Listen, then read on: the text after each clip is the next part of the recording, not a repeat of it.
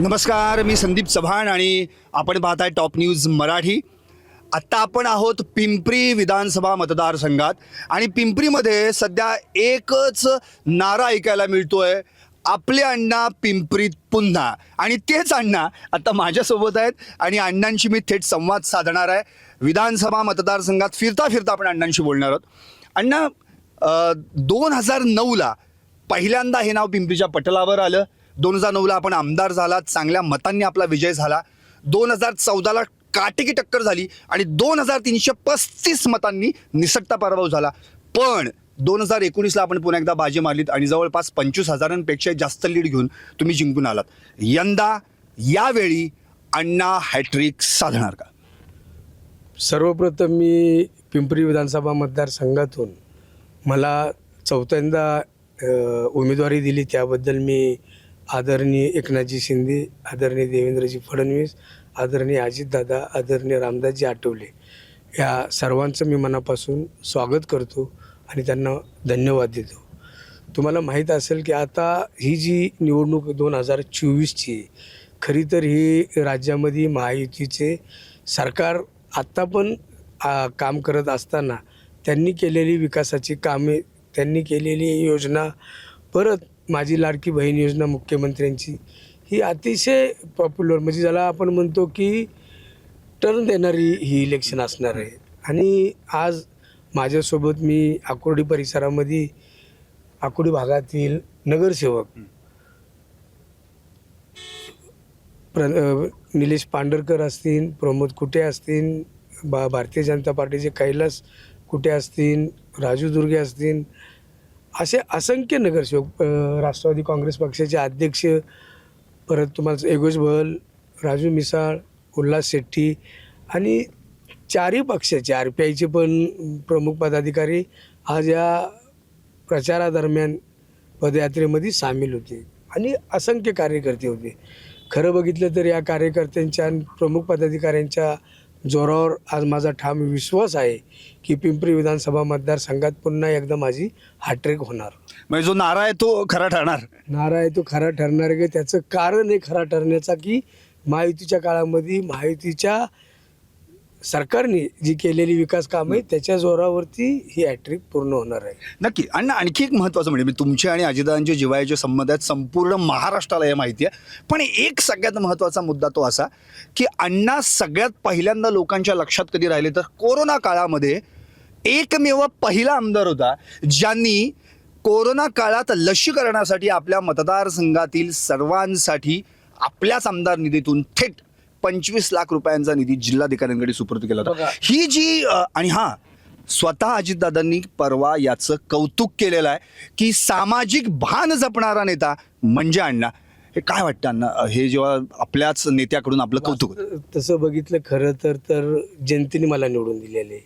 जनतेने निवडून दिल्यामुळं आम्हाला आमदार फंड भेटलेला आहे आणि त्या आमदार फंडाचा चांगल्या कामासाठी उपयोग करण्याच्या हेतूनेच मी कोरोना काळामध्ये. तुम्हाला ते कोणी सांगितलं का स्वतःहूनच तुम्ही ठरवलं? नाही, अजून तर मी तुम्हाला दुसरी, हे काल दादानी तुम्हाला स्टेटमेंट दिलेलं आहे की 25 लाख रुपये जिल्हाधिकाऱ्याकडे मी निधी सुपूर्द केला आणि 1.25 कोटी रुपये सिटी स्कॅन, YCM. तुम्हाला त्याच्यापेक्षा महत्त्वाचा मुद्दा सांगतो. कोरोना काळामध्ये मी आज पहिल्यांदा बोलतोय, कोरोना काळामध्ये आमच्या आकुर्डी परिसरामध्ये स्टार हॉस्पिटल म्हणून आहे. खरं बघितलं तर त्या टायमाला ऑक्सिजनची खूप गरज होती आणि हार्डीकर म्हणून कमिशनर होते. मी हे जे आत्ता बोलतोय, तुम्ही डॉक्टर वाघ म्हणून आहे, स्टार हॉस्पिटलचे मालक आहे, रात्री 3:30 वाजता माझ्याकडे आले होते. पण अण्णा, हे तुम्ही आधी कोणालाच सांगितलंच नाही, प्रसिद्धीच केली नाही तुम्ही? नाही, मी प्रसिद्धी पहिल्यांदाच तुम्ही टॉप न्यूज मांडलेलं सांगता. मी प्रसिद्धीच्या माध्यमातून, तुम्हालाही माहिती सर्वांना खूप दूर असतो, पण हा जो आता प्रश्न तुम्ही केलेला आहे त्याच्यातला हा अतिशय जिव्हाळ्याचा प्रश्न आहे. डॉक्टर वाघ माझ्याकडे आले असते, मी रात्री 3:30ला हार्डीकर पिंपरी चिंचवड महानगरपालिकेचे कमिशनर होते, त्यांच्या बंगल्यावर मी त्यांना घेऊन गेलो. त्यांनी तिथनं सांगितलं आणि YCM हॉस्पिटलला मी गेलो. YCM हॉस्पिटलला गेल्यानंतर मी जवळजवळ माझ्या स्वतःच्या कार्यकर्त्यांनी आणि मी 40 ते 50 सिलेंडर घेतले ऑक्सिजनचे. ऑक्सिजनचे 40 ते 50 सिलेंडर घेतले. डॉक्टर अमित वाघ माझ्यासोबत होते. त्यांनी मला उदाहरण दिलं की जर अण्णा यांना आज रात्री आपण जर ऑक्सिजन दिला नाही तर जवळजवळ 60 ते 70 लोकांचा जीव जाऊ शकतो. ही सत्य घटना आहे. तुम्हाला जर वाटलं असेल तर मी डॉक्टर अमित वाघ यांचा तुम्हाला मोबाईल नंबर देतो, त्यांच्याकडे तुम्ही चौकशी करा. खरं बघितली कोरोना काळामध्ये आम्ही मदत जी केलेली आहे ही खूप जगजाहीर आहे. माझं सर्व म्हणजे तुम्हाला सांगतो, पाळीव प्राणी जे डॉग असतात किंवा हे असतात त्यांनाही मी स्वतः सगळं फूड्स दिलेले. कोरोना काळामध्ये मी कोल्हापूर सारख्या ठिकाणी मोठी ट्रक पाठवलेली. असे असंख्य आम्ही कामं थोडक्यात करतो. अण्णा तुम्ही या हाताने जे काही केले ते त्या हाताला सांगत नाही असंच थोडक्यात नाही, तुमचं काम. शेवटी मी अतिशय गरीब कुटुंबातनं वर आलेले. मला समाजामधील घटकांची जाणीव आहे. त्या जाणीवीच्या दृष्टिकोनातनं आज पण मी जे उभा आहे त्यांचा आशीर्वाद आहे, त्यांचे सहकार्य आहे. कुणाच्या तर आशीर्वादाने आणि कुणाच्या तरी सहकार्याने मी उभा आहे. आज मी त्यांना खूप धन्य देतोय. आज तुम्ही बघा, मी सोलापूर गावावरून या ठिकाणी आलो. पानाचा व्यवसाय करून मला टेल्कोची नोकरी होती. खरं आहे. खरं तर टेल्कोची नोकरी माझे ज्यावेळी वडिलाचं निधन झालं ती सोडून मी पानाचा धंदा केलेला. आणि आज माझ्यासारख्या असंख्य कार्यकर्त्यांना तुम्ही बघा, ही ताकद आणि ही दानत फक्त अजितदादामध्येच असू शकते. नक्की. अण्णा मला आणखी एक आता तुम्ही मुद्दा स्वतःहून उपस्थित केलात म्हणून, आधी पानटपरीची खुर्ची, मग नगरसेवक पदाची खुर्ची, मग आमदारकीची खुर्ची, यंदा अण्णा हॅट्रिक मारल्यानंतर या ठिकाणी मंत्र्यांची खुर्ची मिळणार का? नाही, हे बघा, माणसाने माणसाच्या आयुष्यामध्ये काम करत राहायचं. म्हणजे माझा स्वतःचा स्वभाव सांगतो. दादांनी मंत्र्याची खुर्ची बसवलं तर दादानी बसवलं तर ते दादा माझ्यासाठी श्रेष्ठ आहेत, माझ्यासाठी नेते आहेत. तुम्ही बघितलेलं आहे, मी दादा सांगती महाराष्ट्रात प्रामाणिक म्हणून राहिलेलो आहे. त्यामुळे तो जो निर्णय घेतील मग माझ्यासाठी ते सर्वात जास्त श्रेष्ठ आहेत. मला एक असं विचारायचं आहे अण्णा, तुमचं आणि दादांचं नातं संपूर्ण महाराष्ट्राला एक जिव्हाळ्याचं नातं म्हटलं जातं. जसं अजितदादा जो निर्णय घेतील त्या निर्णयानंतर पहिली प्रतिक्रिया कोणाची असते तर अण्णांची. पहाटेचा शपथविधी अण्णा हजर. आत्ता मध्ये जेव्हा अजितदादांनी सरकारमध्ये सामील व्हायचा निर्णय घेतला अण्णा हजर. हे प्रत्येक वेळी बाकीचे गैरहजर आणि अण्णा हजर हे नातं आहे तरी काय? आणि आणखी एक याला जुब प्रश्न, यंदा अण्णांना तिकीट मिळणार की नाही संपूर्ण पिंपरी चिंचवडमध्ये चर्चा झाली, पण अण्णा ठाम होते. आणि महत्त्वाचं म्हणजे दादाही ठाम होते. दादांनी उमेदवारी ज्यांना द्यायची त्यांनाच दिली, ते म्हणजे अण्णा. हे काय नातं आहे? नाही, एक निष्ठता मी म्हणून मी त्यांना कधी एक सांगू का तुम्हाला, मला किती जणांनी सांगितले असेल मध्यंतरीच्या वाईट काळामध्ये पण मी एकटाच होतो.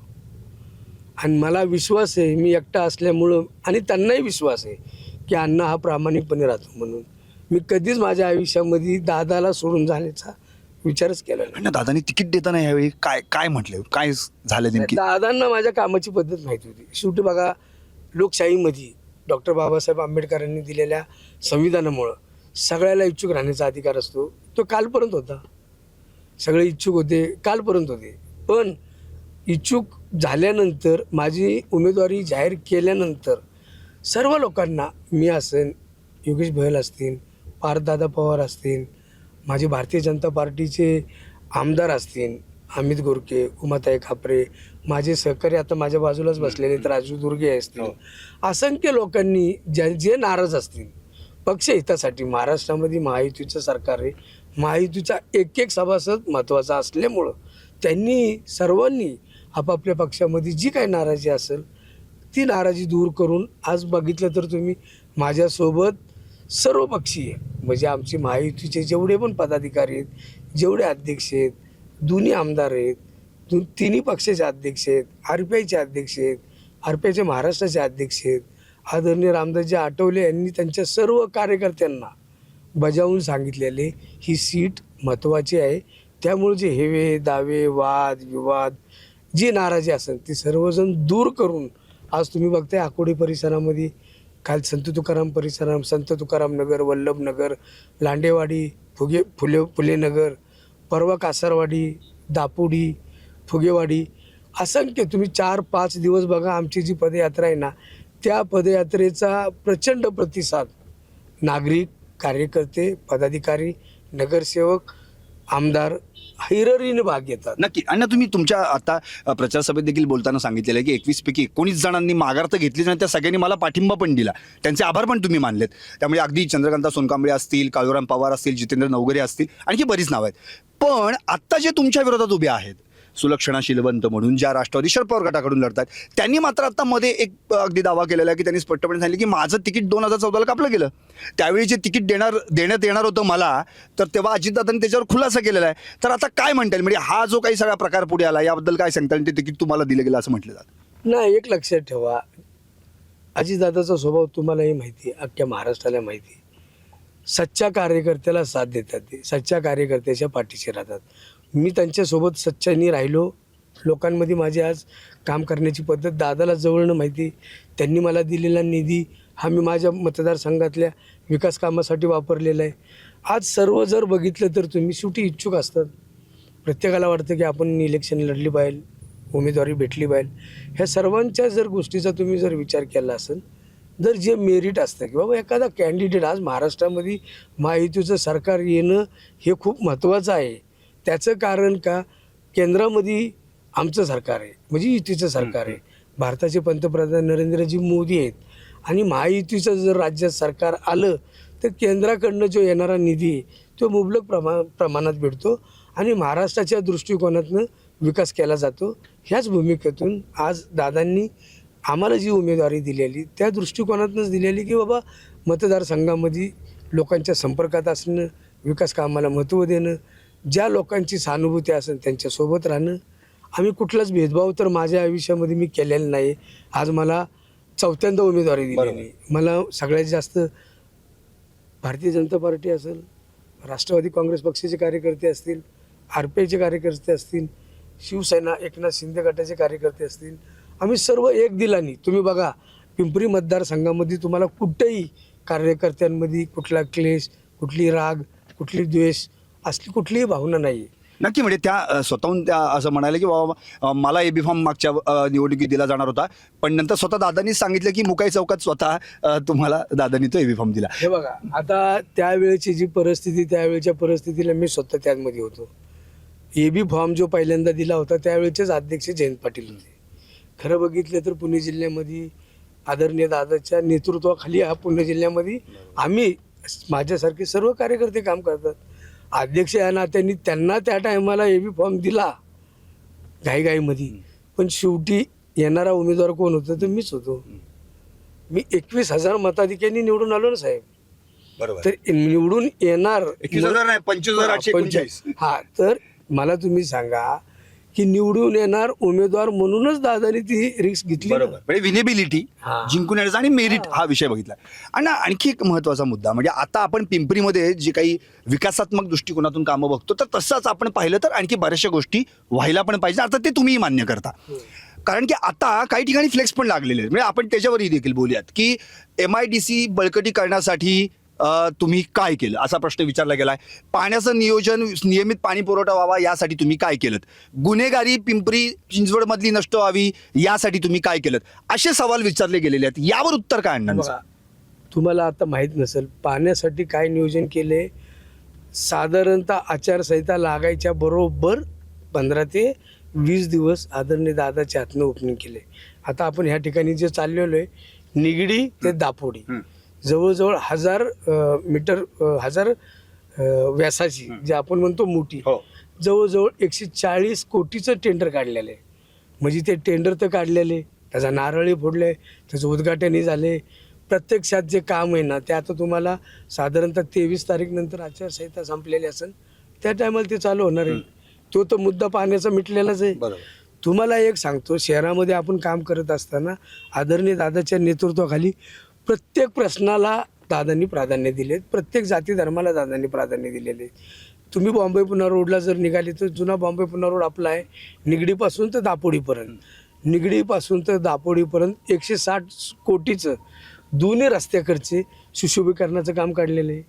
पिंपरी चिंचवड महानगरपालिका च्या इतिहासामध्ये ॲटो क्लस्टरच्या शेजारीच तुम्ही आत्ता जी फ्रेशर कामं केलेली आहेत, ज्याची कामं चालू आहेत त्यांची मी तुम्हाला 400 कोटीचे नवीन अत्याधुनिक इमारतीचं काम चालू आहे. तरी विरोधक असे बोलतात की काय कामं केली म्हणून. आता विरोधाला विरोध करायचाच आहे. ज्यांनी विरोध करायचा त्यांनी सांगावं. आता तुम्ही एक प्रश्न मला मागाशी केला होता की गुन्हेगारी. आता गुन्हेगारी रोखण्यासाठी पिंपरी चिंचवड शहराची जी लोकसंख्या होती त्या लोकसंख्येमध्ये आज 3 पट 4 पट वाढ झालेली. जवळजवळ 25 ते 30 लाख लोकसंख्या झालेली आहे. आत्ता कालचाच तुम्हाला मी निर्णय देतो, जसं की पिंपरी चिंचवडमध्ये 3 ते 4 पोलीस स्टेशन केलेले, संत तुकाराम नगरला नवीन पोलीस स्टेशन केलेले, दापोडीला नवीन पोलीस स्टेशन केलेले, अजून 2 म्हणजे दिघी साईडला केलेले, जे 4 पोलीस स्टेशन वाढलेत. जी गुन्हेगारी वाढती ती रोखण्यासाठीच वाढलेली. आता ह्याच्यापेक्षाही शहरामध्ये काम करत असताना प्रत्येक घटकाला समजा की बाबा सोलापूर, कोल्हापूर, सातारा, सांगली, कराड, आदर राज्यातून जी लोक ह्या ठिकाणी उपजीविकेसाठी आलेली आहेत, ती ह्या ठिकाणी स्थायिक झालेली आहेत, त्यांच्यासाठी मध्यम घरकुल योजना आपण महानगरपालिकेच्या वतीने, शासनाच्या वतीने या ठिकाणी आपण राबवत आहे. अशा अनेक प्रश्न आहेत. आता तुम्ही कालचं जर उदाहरण घेतलं, मुख्यमंत्री माझी लाडकी बहीण ही योजना किती अण्णा स्वतः दादांनी सांगितलं की पिंपरीमध्ये सगळ्यात जास्त उत्तम प्रतिसाद मिळाला आणि त्यासाठी अण्णांनी भरपूर काम केलं. मी तुम्हाला सांगतो, कमीत कमी 13 ते 14 हजार आमच्या भगिनींना त्याचा लाभ भेटलेला आहे. आता काल परवाच मुख्यमंत्र्यांनी परत सांगितलेले 1500वरनं 2100 रुपये माझी लाडकी बहीण योजनेसाठी लागणार आहे. शेतकऱ्यांसाठी वीजमध्ये सवलत दिलेली. असे अनेक प्रश्न आहेत ना. पण अण्णा तिकडं महाविकास आघाडीने पण असं सांगितलं तुमचे 1,500 आमचे 3,000 असतील म्हणून. सरकार आल्यावर ऐका, बोलणं खूप आहे आणि प्रत्यक्षात अंमलात आणणं खूप आहे. आज आदरणीय मुख्यमंत्र्यांनी ही योजना अंमलात आणली ना साहेब. आता काय होतं, योजना आणल्यानंतर तुम्हीच परत म्हणायला लागले विरोधक की ही सरकार जर पडलं तर बंद होणार किंवा सरकार पुढं आम्हाला देणार नाही. आता निवडणुकीच्या निमित्ताने आम्हीच दाखवलं जातं, पण तसं होणार नाही आहे. ही एकदा योजना लागू झालेली आहे. सरकार पुन्हा ठाम विश्वास आहे माझा आमचंच येणार आहे. उलट जसं मुख्यमंत्र्यांनी सांगितलेले 1500च्या ठिकाणी 2100 होईल, पुढेही त्याची हळूहळू वाढ होईल. वृद्धांना योजना लागू केलेली, शेतकऱ्यांसाठी वीज बिलाची योजना लागू केलेली, बेरोजगार लोकांना मानधनच्या स्वरूपामध्ये काहीतरी द्यायचं म्हणून मुख्यमंत्र्यांनी दिलेले ह्या योजना आहेत साहेब. नक्की अण्णा, हा झाला राज्याचा भाग. पण आता तुम्ही स्वतः जाहीरनामा प्रकाशित पण झाला परवा आणि तुम्ही स्वतः त्यामध्ये सांगितले की पिंपरीमध्ये आता मेट्रोचं जाळं उभारलं जाणार, 5 मेट्रो स्टेशनचं सुशोभीकरण देखील करणार आहात. रमाई पार्क जे अत्यंत महत्त्वाचं आहे जे तुम्ही पिंपरीमध्ये उभारणार आहात. आणि तुमचं एक म्हणजे अगदी महत्त्वाचं जे सगळ्यात जास्त ते म्हणजे की तुम्ही आता अंडर वॉटर एक मत्स्यालय जे जागतिक पातळीवर असेल ते देखील उभारणार. तर काय नेमकं जाहीरनाम्यात आहे आणि काय ते कशी पूर्ण होईल? शहराच्या दृष्टिकोनातून आज मला काम करत असताना राष्ट्रवादी काँग्रेस पक्षाच्या माध्यमातून मी 3 वेळा नगरसेवक होतो. आज मी 4थी टर्म आमदारकीसाठी या ठिकाणी निवडणूक लढवत आहेत. त्यामुळं पिंपरी चिंचवड महानगरपालिकेचा मी 2001 साली स्थायी समितीचा अध्यक्ष होतो. शहराच्या विकासाच्या दृष्टिकोनातून शहरासाठी लागणाऱ्या महत्त्वाच्या मूलभूत गरजा, महत्त्वाचे प्रोजेक्ट्स आणण्याचा आमचा मनापासून प्रयत्न राहणार आहे. मेट्रो तुम्ही सांगता, आत्ता मेट्रोचा आपण जो आकुर्डी ते भक्ती शक्ती हा शेवटचा जो टप्पा होता 3 ते 4 टप्प्याचीच मंजूर होती. त्यासाठी आदरणीय दादांनी 50 ते 60 कोटी रुपये निधी दिला आणि ते 4थं स्टेशन जे आत्ता आहे ते पण आपण मेट्रोसाठी घेतलेलं आहे. कालांतराने तुम्हाला आम्हाला सर्वांना माहिती आहे की पिंपरी चिंचवडचा शहराचा विकास होत असताना झपाट्याने विकास झालेला आहे.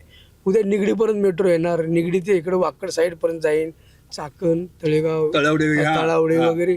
आज जाळं जे पसरणार आहे ते निवडणुकीच्या दृष्टिकोनातूनच पसरणार आहे. नक्की.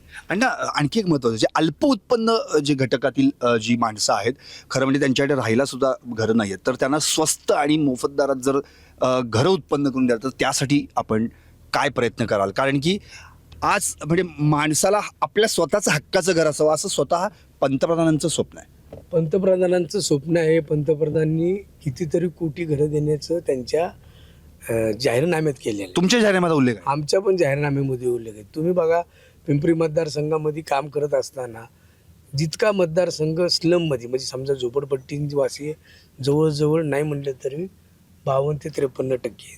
बाकीचा उर्वरित भाग माझ्या पद्धतीने प्राधिकरण असेल, शाहूनगर, संभाजीनगर, काळभोरनगर, चिंचोड स्टेशन, रामनगर, मोहननगर, पिंपरी गाव, म्हाडा, अजमेरा, कासरवाडी, दापोडी, फुगेवाडी आणि बोपखेल. आता बोपखेलचा तुम्ही तर बघितल्या, काल परवाच आपण प्रश्न दादानी फ्लायओव्हरचं म्हणजे ब्रिजचं एवढा रखडलेला प्रश्न आहे त्यांचा. ब्रिजचं ओपन केलं, ब्रिज ओपन केला. आता मी काल परवा गेलो होतो, जसं की आम्हाला बोपखेलला जायचं असेल तर इथून दिघीपर्यंत जायला लागायचं आणि प्रॅक्टिकल बोपकेलमध्ये पोचायला जर तुम्ही पिंपरीतनं चिंचवडमधनं जर निघाले तर जवळजवळ तासभर लागायचा. आता 15 ते 20 मिनटामध्ये मी काल प्रोग्रामला गेलो होतो. बोपकेलचा फ्लायओव्हर केल्यामुळं किंवा ब्रिज केल्यामुळं 15-20 मिनटात होते. त्यामुळे बोपकेलमधल्या रहिवाशांना उद्या पिंपरी चिंचवडमध्ये यायचं जरी म्हणलं तर 15 ते 20 मिनटंच लागतात. नक्की. आणि आणखी एक महत्त्वाचं म्हणजे पिंपरीतल्या 2 महत्त्वाच्या समस्या आहेत, ते सोडवण्यासाठी तुम्ही पिंपरीकरांना काय शब्द देणार आहात? एक पहिलं म्हणजे सोसायट्यांमध्ये नियमित पाणी पुरवठा जो व्हायला पाहिजे त्याची बोंबाबोंब कायम असते, आणि दुसरं म्हणजे वाहतूक कोंडी. अक्षरशः बेजार झालाय पिंपरीतला माणूस. यासाठी तुम्ही काय सांगाल? तेव्हा पिंपरी चिंचवडमध्ये जो पाणीचा प्रश्न आहे, तुम्ही ज्या पद्धतीने आज पाण्याचा प्रश्न आहे त्या पद्धतीने शहराचा विकासही झपाट्याने झालेला आहे. मग तसं बघितलं तर तोही समतोल राखला गेला आणि टाटा धरणातलं पाण्याच्या संदर्भात नाही. आता भामा स्केटमधनं आपण आणणार आहे, टाटा धरणाच्या ह्याच्यातनं पण आपण पाणी हे घेणार उचलणार आहे. पण आता माझं असं मत आहे, मी एक सांगतो तुम्हाला, की आत्ता जे आपण जे टेंडर आम्ही काढलेले आहे त्या दृष्टिकोनातनं जर बघितलं तर पिंपरी मतदारसंघातील पाण्याचा प्रश्न मिटणार आहे. त्याच्यापेक्षाही जर अजून निधी लागला, जर अजून काय त्यासाठी करायचं असेल तर आमचं सरकार येणार. अजितदादांना पिंपरी चिंचवड शहराची संपूर्ण माहिती आहे, त्यामुळे ज्या पद्धतीने निधी लागेल त्या पद्धतीने दादाकडनं आम्ही ती मंजूर करून घेऊ शकतो. नक्की. राहिला ट्रॅफिकवर. ट्रॅफिकच्या बाबतीत जर आता तुम्ही जर बघितलं तर खरं बघितलं तर ट्रॅफिक ज्याच्यामुळं जाम होते तेच शहराचा झपाट्याने झालेला विकास. आता तुम्ही हिंजवडी भाग असेल, आता तिथं 2-3 फ्लायओव्हर केलेले तरी बी ट्रॅफिक जाम व्हायचं काही थांबतच नाही. आता मेट्रो पण बऱ्यापैकी मला वाटतं शहरामध्ये पुढच्या पंचवार्षिकमध्ये असं मला वाटतं की जसं शहरामध्ये मेट्रोचं पण जाळं पसरलं जाईल त्या दृष्टिकोनातून ते कमी होईल. आणि आता आणखी एक अगदी शेवटचेच 1-2 प्रश्न.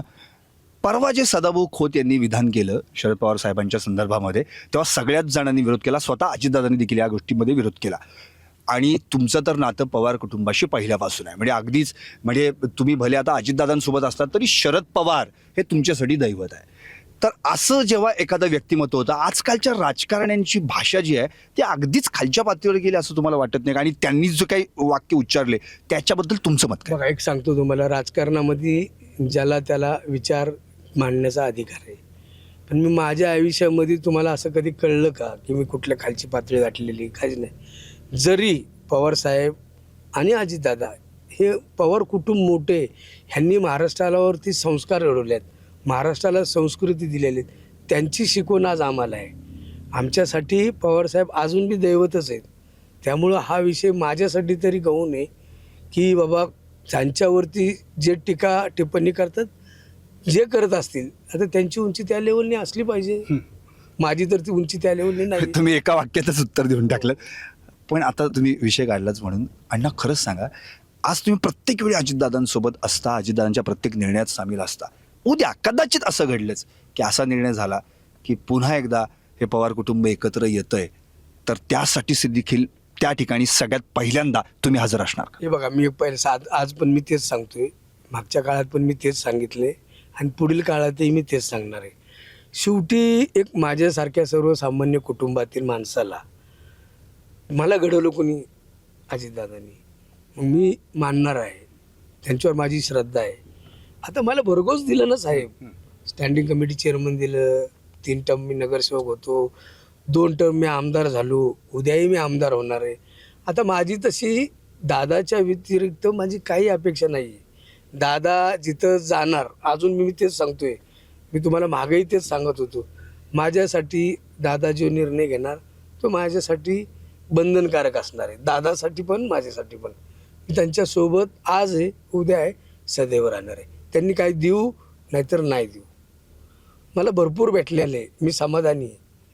माणसाने माणसाच्या आयुष्यामध्ये समाधानी असणं कधीही चांगलं असतं. त्यामुळे मी माझ्या आज ह्या पदावरती काही नसताना मी सोलापूर जिल्ह्यातनं ह्या ठिकाणी आलो, 25-30 वर्ष राजकारणात राहिलो. आमच्यावर त्यांनी दिलेले संस्कार, आम्हाला त्यांनी घडवलं, ह्या सगळ्या गोष्टीचा माझ्यावरती अजितदादांचा पगडा पडलेला आहे. त्यामुळं माझ्यासाठी त्यांच्याशिवाय कोण मोठं नाही आहे. आणि ही जी आता लढत आहे म्हणजे सुलक्षणा, शिलवंत आणि तुम्ही, खरं पाहिलं तर एकच पक्ष, त्याचे 2 भाग झाले. तिकडे शरद पवार साहेब आहेत, इकडे अजितदादा आहेत. तुम्हाला असं वाटतं नाही तुमच्यासारख्या कार्यकर्त्यांना नेत्यांना यामध्ये कुठेतरी पिचल्यासारखं आपण जातोय की अरे इकडेही दैवत आहे, इकडेही आपले मार्गदर्शक आहेत, नेमकं अशा वेळी कार्यकर्त्यांनी काय करायचं, काय सांगताय तुम्ही? आज आपल्याच राष्ट्रवादीच्या एका मूळ घटकाच्या विरुद्ध आपल्याला उभं राहावं लागतंय, हे काय वाटतं? बघा, आता तुम्ही बघितलं असेल राष्ट्रवादी काँग्रेस पक्षाची जी दुफळी झाली, म्हणजे 2 गट झालेले आहेत. आता आम्ही दादासोबत आहे, आम्ही मानणारे दादाला आहे. दादानी जो निर्णय घेतलेला आहे तो माझ्यासाठी सर्वात मोठा निर्णय, त्यामुळे मी त्यांच्यासोबत राहणार आहे.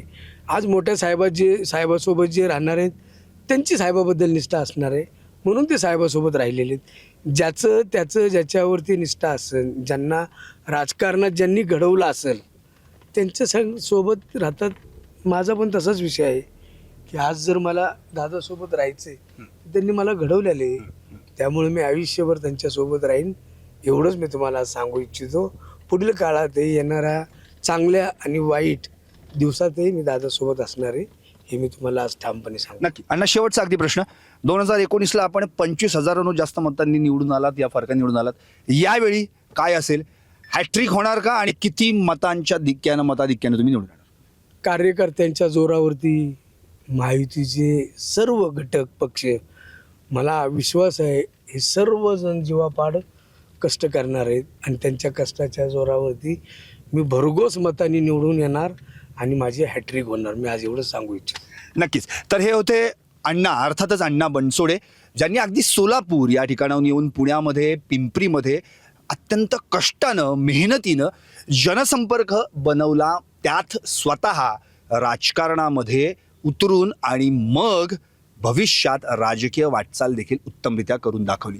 जिथे अजितदादा तिथे मी, हे समीकरण त्यांनी स्पष्ट केलं आणि संपूर्ण महाराष्ट्राला माहिती आहे जिथे अजितदादा तिथे अण्णा. अर्थात म्हणून तर पिंपरीमध्ये नारा ऐकायला येतोय की आपले अण्णा पिंपरीत पुन्हा.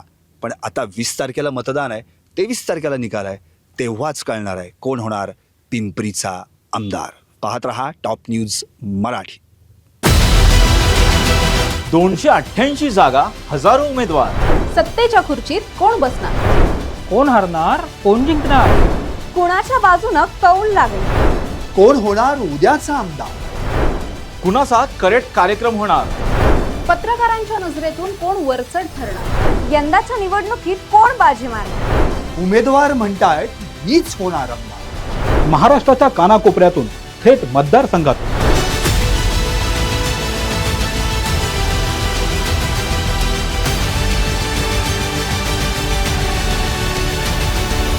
टॉप न्यूज मराठीची संपूर्ण टीम विधानसभेसाठी सज्ज. पहा कोण होणार आमदार.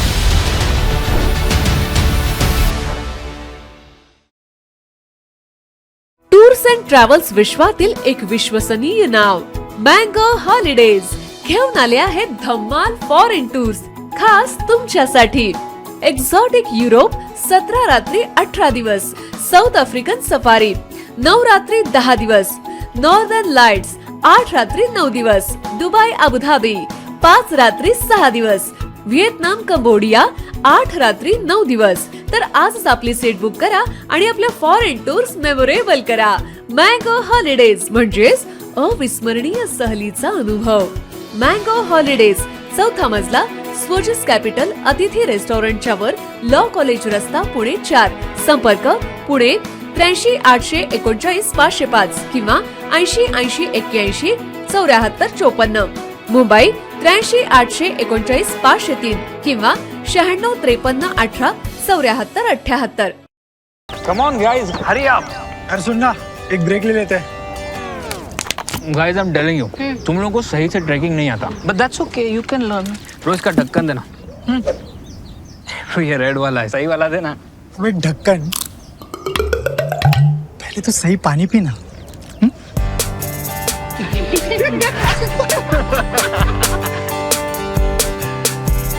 Manikchand Oxyrich, proudly Indian.